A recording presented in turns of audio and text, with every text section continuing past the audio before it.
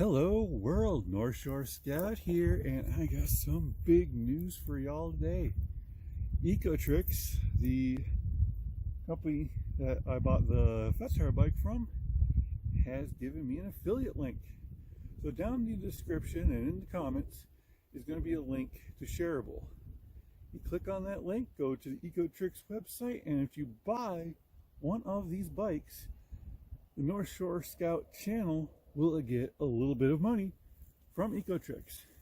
That money is going to go for more modifications to this bike, just like the cargo rack, the bike seat, and the video I'm going to work on today, which is the handlebar riser. So I appreciate it if you click on the link and get out and ride. Without further ado, let's get into the video on this.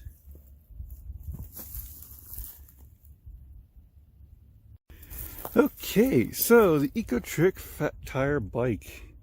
This is one of the most inexpensive fat tire bike you can buy with electrics. Now it's a 500 watt electric motor, and I've been getting around 16 miles per charge, but we have a hilly area here. As you can see down there to Pellet Island, that's about 600-foot drop in elevation just to get down over there. But yeah, I've gone over a review on this bike before, but today's video is about the handlebar stem riser and how it works with this bike. Now the riser is a 4-inch riser. I got it on Amazon for around 30-ish bucks. And installing it was a little bit of a struggle.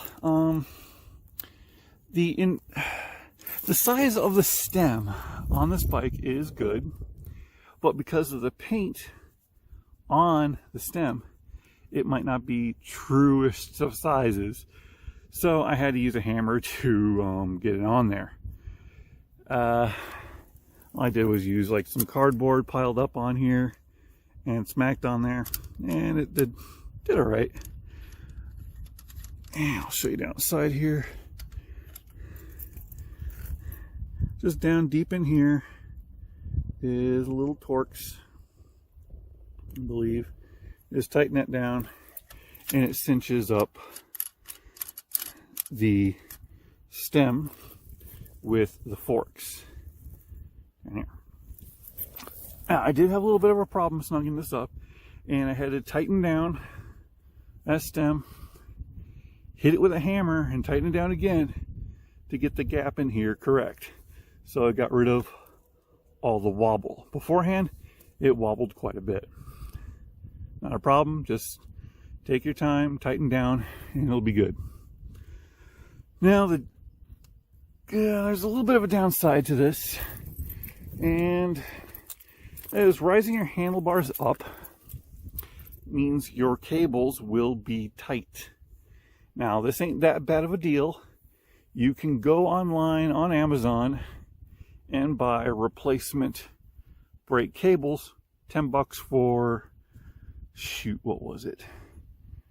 1.8 meter sheath and 3 meter cable.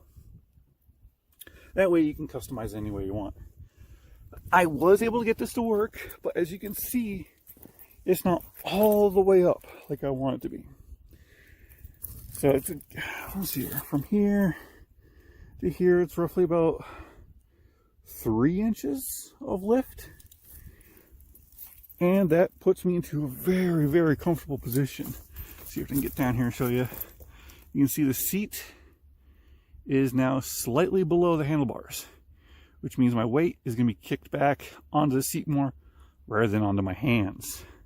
That's where I was having some problems. When I was leaning forward, I kind of ride like this, and I'd be putting weight on the inside of my palm. That made my wrist hurt. So raising the handlebars up puts my weight back farther. It also gave me the added benefit of more confidence too, Because leaning forward felt like I was going to be falling forward. Because I'm putting more weight in the back, a little bit more confident on dirt. What else can I say about this? Oh, yes. All right.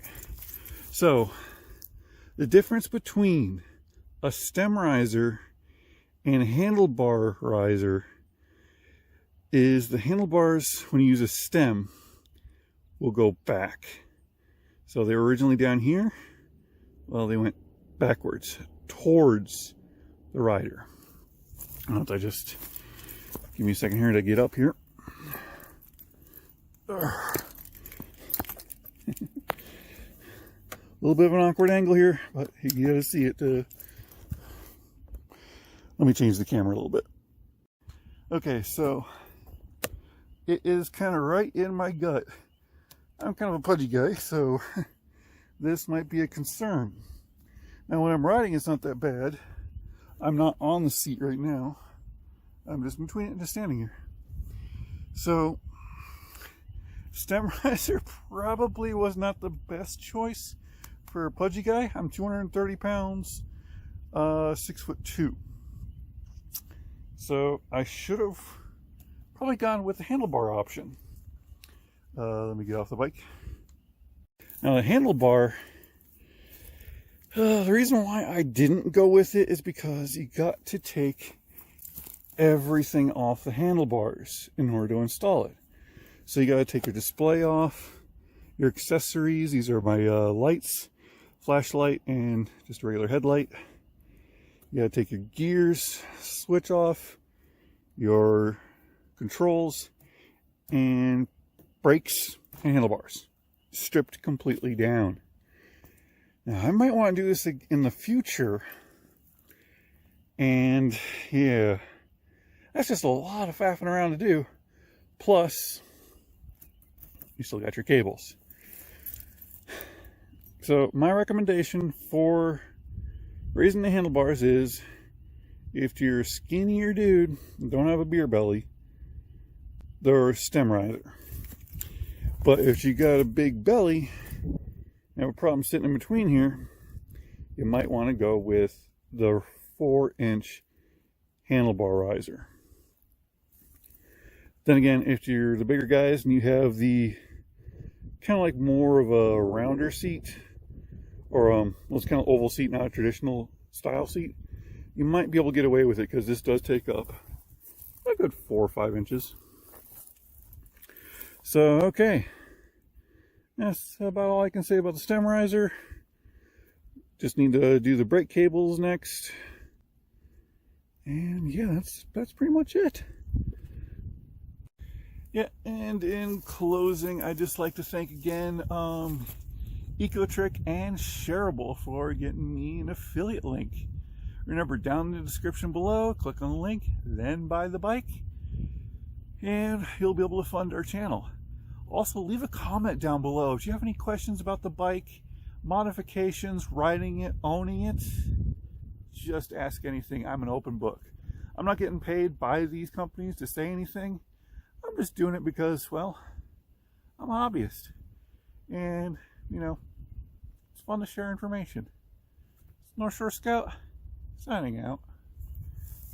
Oh, look at that sky. It's just a beautiful day out here today. Oh, I love being in Minnesota. Doodles.